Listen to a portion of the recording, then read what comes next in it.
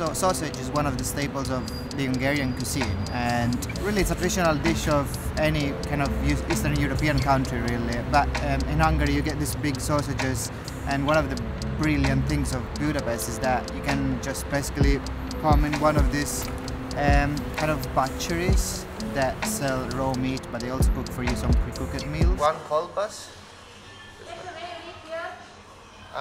Eat outside. And one of this. Pinczi Carniceria or something. That's where you get the traditional sausage. That's where local people go. And look at this beautiful sausage. It's big, and I got a piece of pork belly as well, because why not?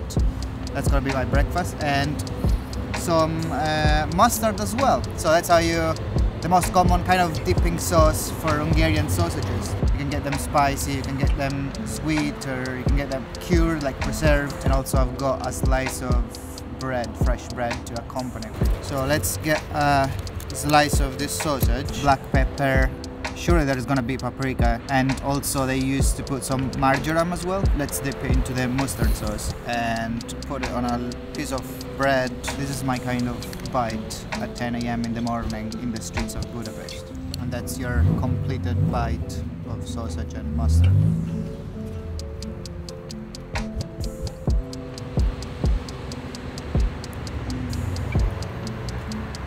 The sausage is not very spicy, but you can taste a lot of paprika flavor in there.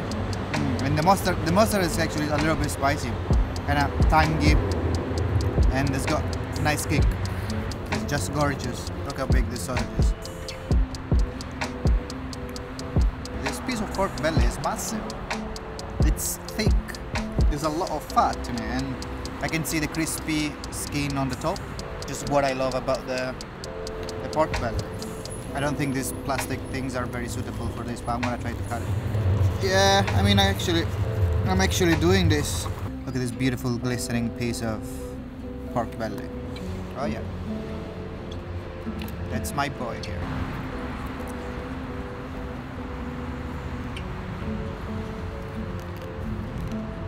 You probably can hear the crackling skin like in my mouth, and there's a lot of fat in this thing.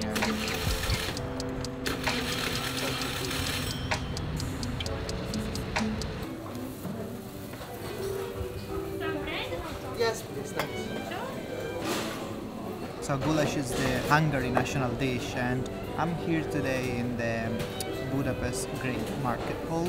Big, like, indoor market with a first floor where you can find local fresh products like vegetables, fruits and stuff, and an upper section where you can find different kind of restaurants where they serve traditional Hungarian food. And it used to be like just a onion and beef stew, but then when the Ottoman Empire came in the 15th century to sort of conquer Hungary, they brought the paprika with them, and nowadays the goulash has got very paprika kind of strong flavor, so that's why it's so red. I didn't say a stew, but goulash is really something like in between a stew and a soup. If you compare it, for example, to the Irish beef stew, it's much less thick. And yeah, so there are pieces of beef and some carrots and potatoes inside, a little bit oily as well. Let's give this goulash a try then.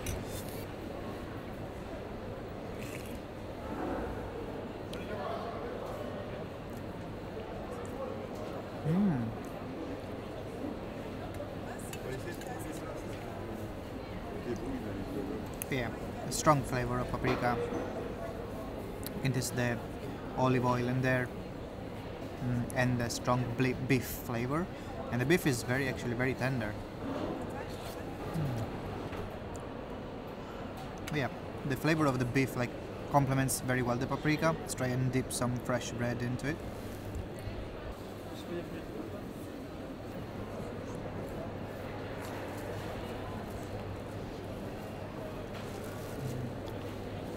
I've been pleasantly surprised of how good the bread is in Hungary. This place is inside the market hall, but you will find goulash pretty much everywhere in Budapest. I'm pretty sure you can find even better goulash outside around Budapest. I was, walking in the market hall, and I decided to stop here. This is a small kind of canteen kind of place where you can just queue and choose the typical Hungarian dish that you want in a queue.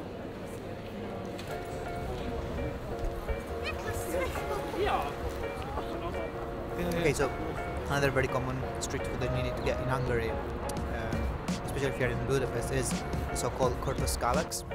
It's basically like chimney cake, very common kind of dessert that you can find in pretty much all the Eastern European countries. Pretty sure you had in Prague, in Romania, and very common in Budapest as well. If you're in Budapest, you need to get this the so-called Molnár Kürtőskalács in Budapest, a very popular shopping street. You'll have to join a queue probably. This place is very famous because they make it.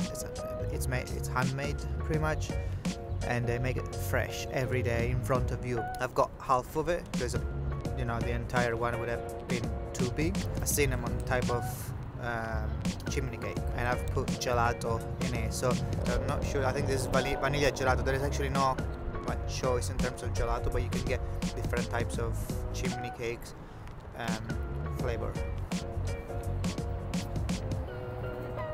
Yeah, it's vanilla. This thing is good. I guess I will have to bite into this thing if I want to try chimney cake with the gelato. I don't think there is any clean way to do this.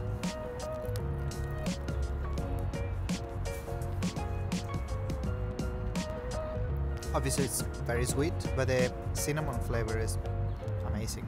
Yeah, you basically have to tear off a little bit of cinnamon bun like that, and then kind of scoop a little bit of gelato into it. Yeah, during the preparation, the cinnamon and the sugar kind of caramelize along the board of the chimney cake.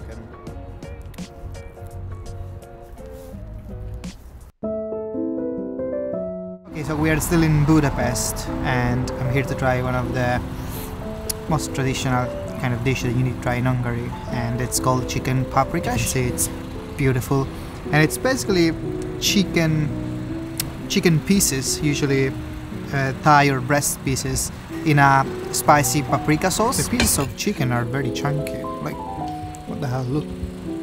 There's also a little bit of sour cream on top, and garnished with cilantro, I think. I'm not entirely sure what the side is actually, but looks like pasta.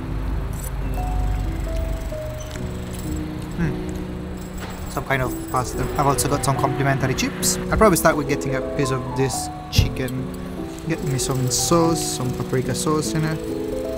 The chicken is already well coated in the paprika sauce. Okay, let's try this chicken in paprika sauce and the noodles.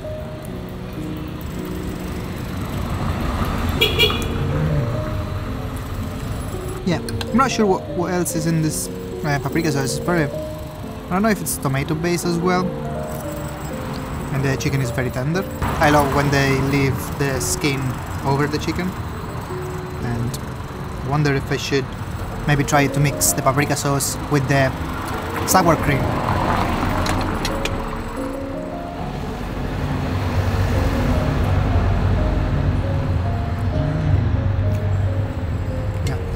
The sour cream adds a little bit of sourness to the chicken and the sauce. It's pretty good.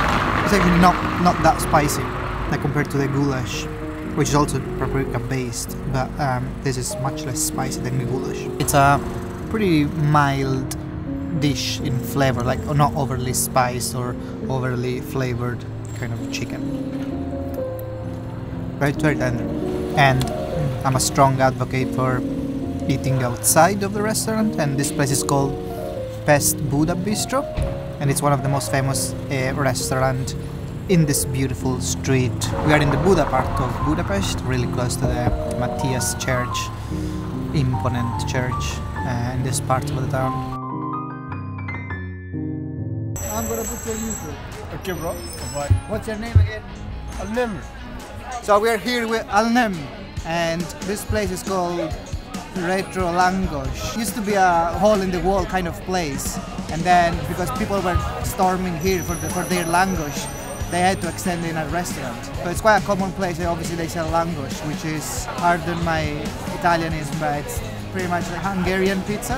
I got a vegetarian langos because I've been eating too much sausage and stuff. Let's go, bro. But this is the famous langos, okay? Full of peppers, tomatoes, I think there is jalapeno as well, red onions, and underneath you can see lots of cheese and probably like sour cream or so. How are you supposed to eat this? Like, it doesn't come in slices, so I think I'm just gonna get very messy with this. Let's give it a try.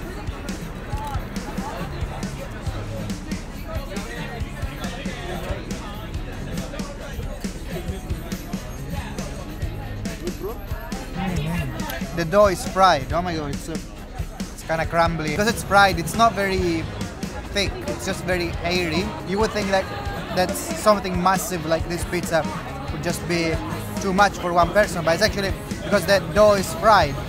It's actually quite light. The vegetables have been put like fresh, but they are not cooked, so they are cold. Interesting. The jalapeno in there, they are really spicy. Oh my god, they are burning my lips. But this thing is like just pouring vegetables from everywhere. Like, oh, there's not an easy way to grab this thing and eat it, but it's so interesting because even the cheese, it doesn't feel like it's been put in the oven. I think the only cooked thing in this langos is the dough, which is fried. All the rest is kind of fresh. Is it supposed to be like this? This is not an easy thing to eat.